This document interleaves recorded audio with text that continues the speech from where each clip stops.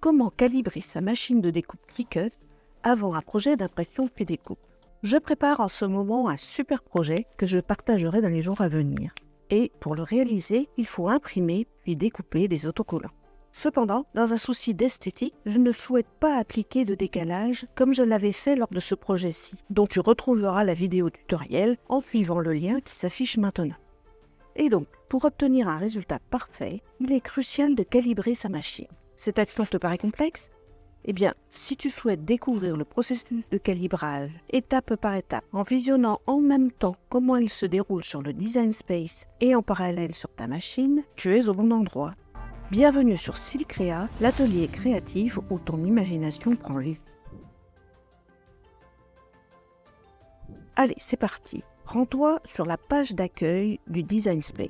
Clique sur ton nom en haut à droite de l'écran. Dans le menu déroulant qui s'affiche, clique sur Paramètres pour ouvrir la fenêtre des paramètres du Design Space. Clique sur Machine et sélectionne ta machine.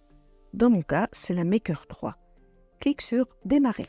Dans la fenêtre Calibrage de la machine, choisis Imprimer puis Découper puisque c'est ce que nous voulons faire. Pour info, avant de te servir de la lame rotative ou de la lame couteau, il faut aussi effectuer un calibrage. Normalement, ton imprimante est celle qui apparaît par défaut. Clique sur Imprimer. Ton imprimante te délivre alors une feuille test. Colle cette feuille test dans le coin supérieur gauche d'un tapis bleu, puis clique sur Continuer. Assure-toi que la lame à pointe fine est chargée et lance la découpe sur ta machine comme tu le fais habituellement. Cette dernière scanne alors les tracés noirs aux angles de la feuille, puis elle découpe le petit carré noir au centre de cette même feuille. Une fois cette étape terminée, le logiciel te demande de vérifier sans décharger le tapis si la ligne de découpe touche la ligne imprimée sur tout le contour du carré. Si ce n'est pas le cas, comme pour moi ici, choisis l'option Non. La machine lance alors une découpe le long des traits verticaux et des traits horizontaux inscrits sur la feuille.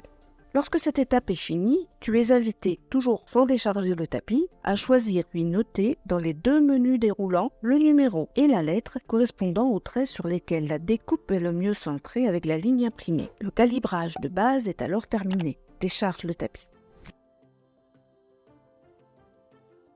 Avant de procéder à un calibrage fin, le logiciel te demande d'imprimer une nouvelle feuille test, de la coller sur un tapis bleu et de le charger dans la machine avant de lancer la découpe. Tout comme précédemment, les tracés noirs aux angles de la feuille sont scannés et le petit carré au centre est découpé. Sans décharger le tapis, vérifie que, cette fois, la découpe est parfaite.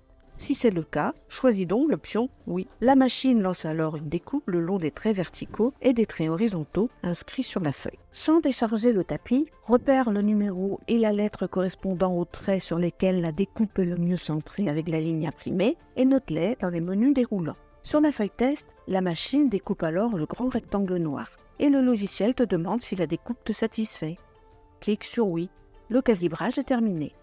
Voilà, ta machine est maintenant prête pour réaliser des impressions puis découpes nettes et précises. Et reste bien branché car, je te l'ai promis, ma prochaine vidéo arrive très bientôt. J'y partagerai un projet alliant récup et découpe avec la Cricut.